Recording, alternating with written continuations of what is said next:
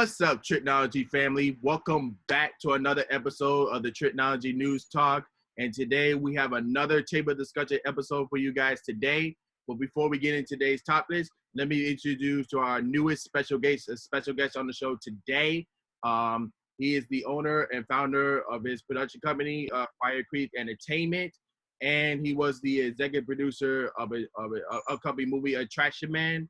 And so, without further ado, let's welcome LJ to the show. Welcome to the show, my brother. Hey, thanks for having me. All right. So, LJ, tell us, you have any upcoming projects that you want to share with the audience, and let us know your social media. Absolutely. I have multiple productions going on right now as we speak. I'm in development of a big budget film. It's massively big. It's called Alpha Squadron, which is going to be shot on location in Puerto Rico. That's sometime later on this year. I've had multiple television shows that we're pitching to networks. We've been approached by ABC. Actually, we're approached from the actual network to work with us. So that's something that we're developing at the moment. And we've got music projects, music video projects, and a lot of stuff between here in West Palm Beach, Atlanta, and some out in Los Angeles. All right, that's cool, man. Yo, hit me up if you need any. For sure. Yeah. So, you have any social media that you want to share? Yes, actually, you can find us through Google if you want to know more about the company. It's Fire Creek Entertainment. Just Google the company and everything will just automatically pop up. We do have an official website. It's kind of a long link. So, but if you Google Fire Creek Entertainment, you'll recognize the logo with the fire at the end of it. That's us. All right, awesome. So without further ado, let's get into today's topics today. So with Fire Creek Entertainment, you said it's going on 14 years strong. So yes. So tell me, how did Fire Creek Entertainment started? What was the success behind it? How did you came up with the name, and how many group members you got in there? So and go in much detail as you can about Fire Creek Entertainment. Fire Creek Entertainment started in 2006 originally as a club promotional company. We used to promote nightclubs, discotheques, events. And when the nightclubbing world kind of went bust, I was still the owner of the name and the corporation and the licensing behind the company. So I decided to incorporate an established club promotional company into a motion picture production company. And the original Fire Creek, as I mentioned before, was a club promotion. I came up with the names. I was in Tennessee, doing work in Tennessee, doing demos for other recording artists. And I've always had a love of creeks, the sound of creeks, the water. It was relaxing. It's always been like a relaxing type of thing. So I always wanted to do something with creeks. Since there was another company called Morgan Creek, which I'll talk about them later, that's a big Hollywood production. I already had the name Creek. There's also Firecracker. I was like, maybe I'll probably incorporate that. So I have a love of fireplaces too. So I combined the word fire and the word creek, my two loves. Because I love fire, I love to stay warm, I love the romance of a fireplace. So I came, after going through a variation of names, so I came up with Fire and the Creek, and I merged them together and it became Fire Creek Entertainment, which I licensed, I trademarked, and it's now the official name of the company, and it has been for 14 years. But the origin was when I actually did start commercially using the name as a company was the hardest, which a lot of people don't know our background. They only see the success of the films and what it generates and the publicity it's gaining for our stars or the commercial products that we have. They don't know the real true background. Of course, it started out as a club promotion, but once that went bust, I really had to struggle hard because once that company went bust and I owned the name and licensed and all that, what the hell was I going to do? I wasn't booking work as an actor. I wasn't doing anything. So the company started with just a suitcase. I had a beat up old suitcase that I took everywhere to every audition. And at that particular time in 2006, I didn't even own a car. I didn't own a car. I didn't own a warehouse. I didn't own an office. I didn't have anything. I was dead on my feet. So I would take this suitcase, which I called Fire Creek Entertainment. The suitcase was Fire Creek Entertainment. I had a dollar store little case in there with makeup in there. I had a broken down light that I purchased from the dollar store. No, my bad. I purchased from the Goodwill, a lamp. That was my lighting equipment. And I had a camcorder. Who uses camcorders to film? So I would go on auditions with it. Anybody who would give me a job to allow me to use my company, blah, blah, blah, unsuccessful. What I finally came to this epitome one day. I was trying to catch the Tri-Rail. Of course, if some of y'all that don't know what Tri-Rail is our commuter rail to take us from Palm Beach to Miami. I used to ride transit, the train all the time. One time it started raining. It was in January, heavy rainstorm, started thundering, raining. I was carrying this suitcase and I remember the wheel of the suitcase broke. And I remember trying to drag this heavy suitcase so I would not miss the train. And I slipped and fell and I cracked my knee on one of the railings trying to catch a train. And I was gushing, I was bleeding, I was crying, I was a mess. But I was determined to get to this one audition. I was determined to get it. Bloody knee, scar, I was wet. I was like a wet dog with a suit. I dragged it. I made the train, caught the train on time with a bloody knee. Now, let's fast forward 14 years. I still have the scar. But guess what? I landed the job.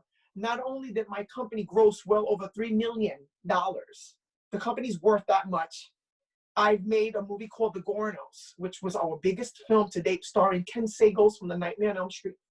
If you guys are Nightmare on Elm Street Freddy Krueger fans, he was starring in The Gorenos. He's one of the stars. Fast forward, we've done a cute little comedy that I'm so grateful for called Shut Up You, amongst many of our films that we have in our filmography. But to this day, I still have that scar, which is a reminder when I feel that I get ahead of myself, which every producer in the business does. We always think that, we all have that moment. But when I start feeling that I'm getting an ego, guess what starts to throb 14 years later? That scar. Wow. That scar is a reminder to stay humble, stay grateful, and stay appreciative of what you have accomplished. I didn't have a car back then to get to auditions. 14 years later, I own 2 cars. I own a warehouse. I own an office. And we've really, it's a stepping stone. And I never take anything for granted. Any projects that we take, it's a labor of love because it is an art form. And at the end of the day, you should never disrespect the art form like most talent does, which is one of our pet peeves. They have to often remember that what we do is not for ego, and it's not because you want to chase the dollar. Because once you start chasing the paper, you're gonna fall flat on your ass. Yeah, that's what. Yeah, most filmmakers, I say that out there, like you got to chase what you're gonna do. Like you're gonna go through some ups and downs and like all that other stuff. So, but don't let it stop you at all. So it's an art form. Yes, it's an art form. We won't cast an actor. I get headshots all the time. I'm also an actor and I'm also a recording artist. But when I'm casting, our pet peeves is that we like to see fresh faces and we like to see talent. If you are an actor especially predominantly South Florida, and this is nothing against the talent, because yes, there is talent, but if you are as in my board meetings, as we say, if you attend the opening of an envelope, we won't consider you because we want to see talent, not because you're in everybody's red carpet. We won't consider you. We'll kind of look at you funny, like you're so desperate to be seen that you will attend the opening of an envelope. We won't consider you. We just won't. You know? Yeah, there's a times that you had to make certain decisions and certain towards like certain crew members that like we are in a business, but Yes. like we still friends all the time, but at certain times that we are in a business and we try to make this vision happen as much as possible. But and then when we make this vision happen, then we know that we accomplished something together, and that what makes our relationship stronger. Absolutely. And we do background checks on our actors now. And if we see that your IMDb page is forged, we won't consider you. You know what I'm saying? We've seen 14 years. Plus, I've been in show business since I was 10. Me running the business has been that long. 14 years professionally running the business. But my background goes back till I was 10. I got my first gig working on a Spike Lee film. I was 10 years old. You know what I mean? Like, I've been around it. I have uncles that are musicians, Grammy award-winning musicians, and I've been around it my whole life. So it takes a lot to really impress me, because I have to really see that you're not just thirsty for it, but you have the craft. And we definitely work with brand new actors who's never worked before. Give them a chance. We're known for giving the underdog a chance. We know that, oh, they might not hire you because, but we'll take you. We'll take you. We're more than happy to bring you on board on one of our productions. We've always, our reputation, we've always given the actor and the crew the benefit of the doubt. Because everybody's an artist. Everybody's an artist and everybody has something to contribute. The name of the game is contribution. What can you contribute to our picture? We don't care what you did yesterday. I don't care if you was in Bad Boys 3 or whatever the hell y'all did. I don't care. We don't care about that. We want to know what you could bring for us today. Yeah, absolutely. So this brings me to my next question. Which projects in your production company are you consider most proud of? When I say the projects, in terms of like how much fun you had with this project, how much hard you guys put into this project, how much contribution and loyalty that was brought into this production and everything. It has to be the very first successful film. We've done 19, but under our repertoire, we only have 4 hits. 19 out of 4, not bad. But I'll have to honestly say it would have been the Gorenos. The Gorenos was an amazing cast and crew. It was a Pittsburgh production. Myself and our team flew to Pittsburgh on location for 4 or 5 weeks. And we shot there in the blizzard and the snow. I have to honestly say that crew was amazing to work with. I was a little starstruck because I got to work with idols that I've looked up to as a kid. Now, 20 years later, I'm your boss. Like, what? You know what I mean? Like, I had moments that I had to pull away from the set so I can go to a corner and thank God. Like, really? Why me? You know what I'm saying? Like, what? Why me? That's just like what I would say to myself. And then I would hear that voice and says, it's because I've worked hard. I worked my ass off, and I've tolerated nothing. You know what I mean? Like, if you watch a movie as a kid over and over again, and next thing you know, 20-something years, you walk into a set and you see these guys that you've memorized their films, and they work for you in your film, you're gonna have that moment like, wow, how humbling is that? It has to be the Gorenos. Awesome. Definitely. Awesome.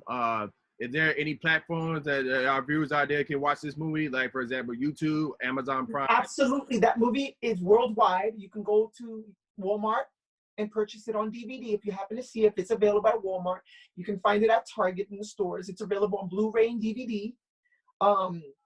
You can find it on every video on-demand platform. It's available on YouTube. The full movie is available on YouTube. It's available on the Fire Creek website. You can order it through there. Anywhere movies are sold, you can find it. Awesome, awesome. So without further ado, let's get to our next topic for today. Let's talk about Attraction Man. So yes, I brought it into this project. I signed up for multiple positions, and I got chosen for BTS videography. Yes. Yes. So Yeah, I took a lot of BTS videos and tried to edit it all together. So Yeah, I remember that. Yeah. yeah, I was there for the casting. I was there Uh-huh. for a couple of shoots, and then I was there for the couple of meetings. So Yeah.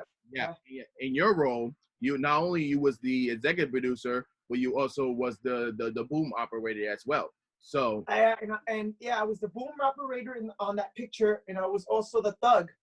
I made a cameo yeah, that's in right. that in the picture too. So tell me how you got introduced to this project, and what how much fun you had while working on this project. That was another labor of love. That was the most professional cast. Another group of professional actors. And what I really truly enjoyed about making that picture was the fact that everybody was fresh, brand new, fresh face talent.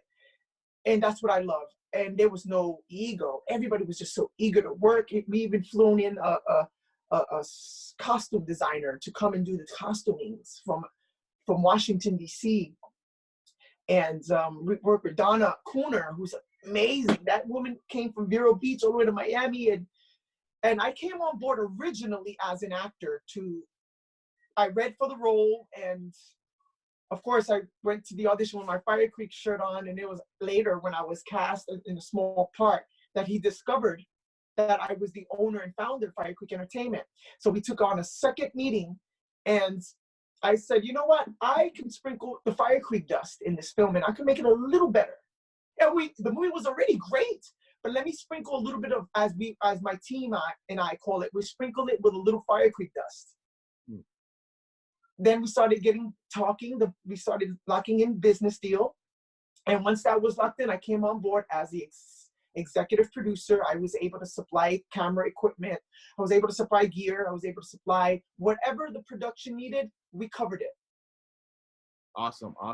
And it was phenomenal. The cast and the crew and the writer and Eddie and Nama just really worked his butt off on that picture too. And as well as Gabriel, who played Attraction Man, comes from the theater world, and he was just there doing his acrobatics, and he was doing his because he's theatrically trained as an actor, but he brought this theater-ness to this motion picture, which is so proud of them. Proud of it. Awesome. Well, with Attraction Man being the independent superhero film as it is, do you see yourself doing more superhero genre films? Yes, that's been in talks. We're waiting on the release of Attraction Man, the short film. There's also a possibility of us making it into a full-length motion picture and also making it into an original series. We've been in talks with it. Once I complete my other commitments and contracts that I've signed on to, that's a project that we're definitely going to consider as a recurring, because I was able to lock in distribution. I've spoken to my friends in LA. I've spoken to some in Atlanta. I said, you know what? I have a project already done. What can we do to get it into a worldwide platform outside of Amazon Prime? That's something we're negotiating right now. It's a lot of talking. I got my lawyer involved, because once you're dealing with something at that magnitude, you have to get legal counseling to be able to do the paperwork for you. And that's something where it's been back and forth. It's kind of like tennis. Yes. So yeah. Yeah. So I can't wait for Attraction Man to come out. So I can't wait to see how it looks on final product. So So lastly for today, so COVID-19 has been affecting not only the movie industry but Hollywood and other local filmmakers around the world as it is. So like it started off when The Quiet Place 2 was supposed to come out in March, but that got delayed and other movies got delayed, productions got on hold, and everybody was wondering what's going to be the alternative of when, like during this pandemic and when after the pandemic is going to be over. A lot of movie theaters is closed. So so movie theaters now are in phases of trying to reopen. Movies are trying to find a way to get new releases, but they found an alternative way to be released on streaming platform as it is right now, where we're sitting in quarantine mode in our house right now.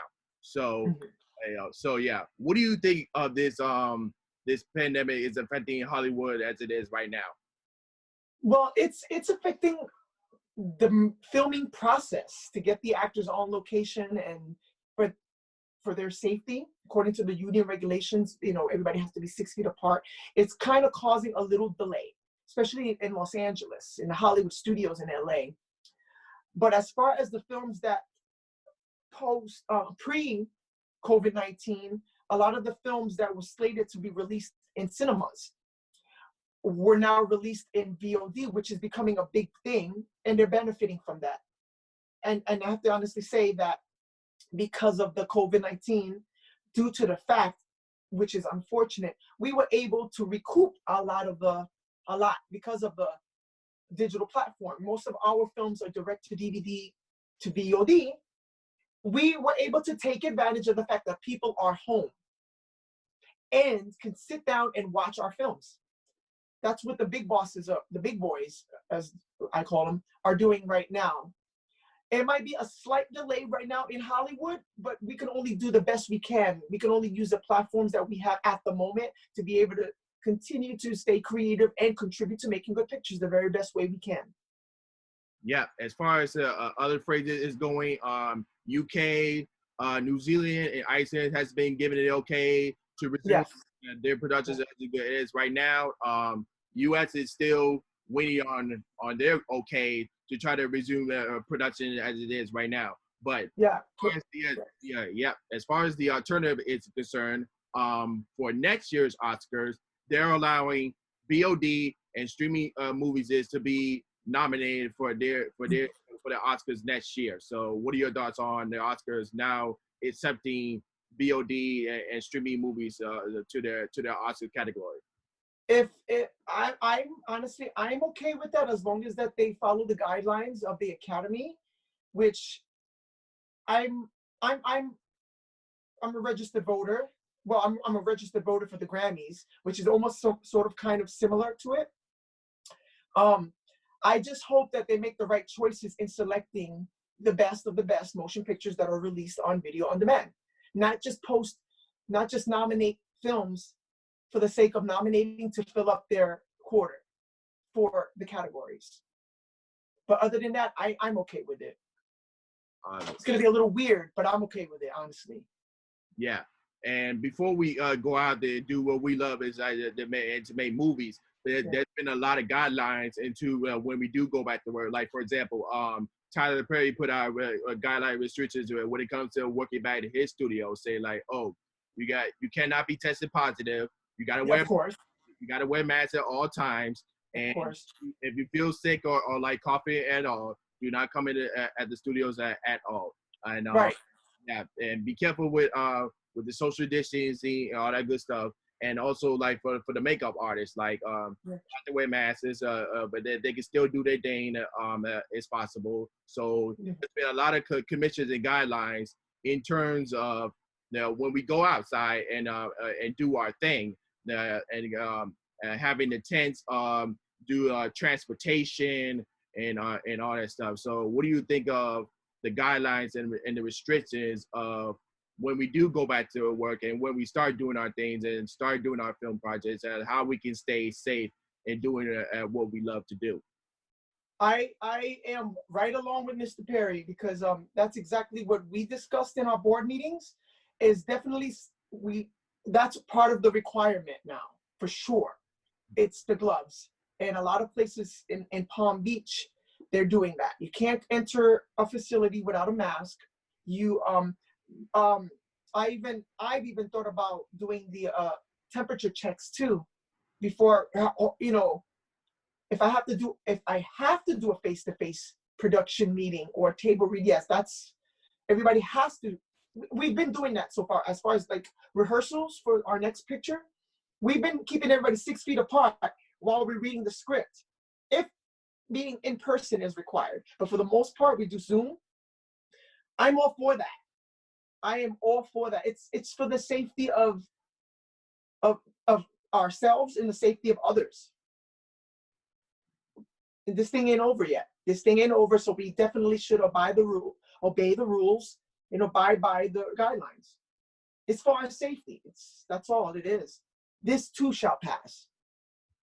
Yeah, and then there was a lot of local filmmakers that took quarantine to a new level. Like for example, making films at their homes, like how quality life is going. There's been certain TV shows that done like a virtual episodes. Like for example, All Horizon did a virtual episode. Modern Family did a lot of some virtual episodes, like where you do like Skype or like the Zoom meetings that I had the video chat from there. Also, Unfriended movies. That was a lot of that was completely virtual.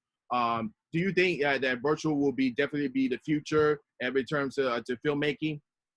I think so. I think so. It's actually quite fun.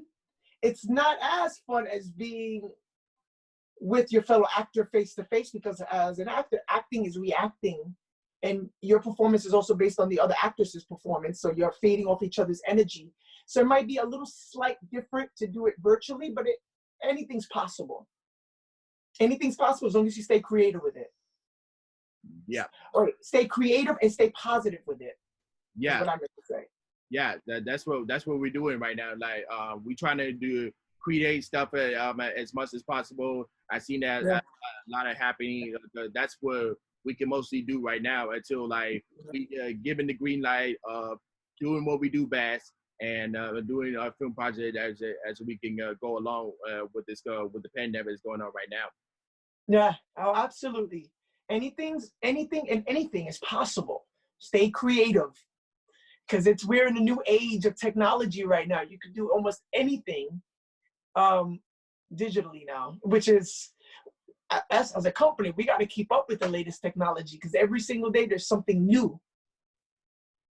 And lastly, what do you think of the studio strategy of releasing certain movies to streaming and certain movies going to theatrical? What I mean by that is like they might release low budget movies to streaming, and then the big budget movies only to theaters, because they think not only it's going to save the theaters but the studio itself. Well, that's something that they've done. They've always done in the motion picture industry. They've always released, as we call them, B movies. Well, low budget movies and B movies. B movies is like the backside of a lower, like Attack of the Killer Tomatoes and all those movies with the you know what I mean? That's something they've been doing for years. And of course, a studio has to recoup that money that they spent on the picture.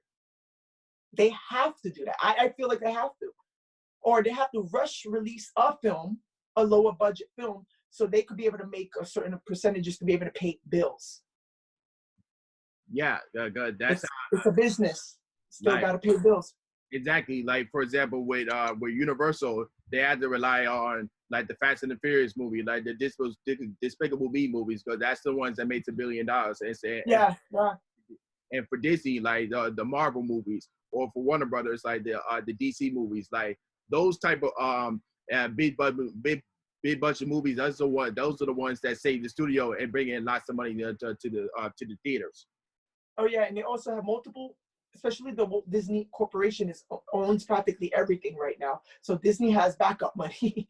They got money coming from ABC. They got money coming from all over the world. So I think the Walt Disney Company will be fine. You know, it's a business. Everybody has to pay somebody. Somebody has to get taxes and you know. And it's a one big old circle. Because I know we have company bills to pay and company taxes a lot. I mean, personal taxes and then taxes on Fire Creek is like, I got to stay working. I have no choice. Yeah. So I get it. Yeah, exactly. So, and then lastly, while we in this quarantine, we had to rely on streaming service like for Netflix, Hulu, Disney Plus, with the newcomers, HBO Max and Peacock coming along. So. Yeah, how long do you think these streaming wars is going to last? Or who do you think is going to survive? Man, and my guess is streaming service will be with us for quite a bit before they discover the next thing. I don't know what that is. But I can tell you my hopes is that it will last long, because I quite enjoy Netflix, and I enjoy Hulu, Tubi TV, Pluto, and all those things on my Fire Stick. YouTube has now YouTube is a studio now, and my hope is that it lasts for a while. Yeah. I don't know what tomorrow will bring, but I know what today is promised, but I don't know what tomorrow will bring, because tomorrow is definitely not promised. I can't give you a straight answer on that, but I just do hope that it stays for a while. All right. So that was our topics of it for you guys today. So what are you guys' opinion and thoughts of everything that we discussed? And don't forget to check out Traction Man. That's going to be coming out soon. And yes, very soon. Yes. And don't forget to like this video, subscribe, and hit the notification bell for new episodes to upload. And LJ, thank you so much for coming on board to this episode today. Thank you so much for having me. Yes, I will leave a social media and Fire Creek Entertainment website down below, so you can absolutely check everything that's going on. Sounds like a plan. Thank you so much for having me. It's quite an honor to be on your podcast. All right. So he's LJ, and I'm Trico, and we're signing off. Peace.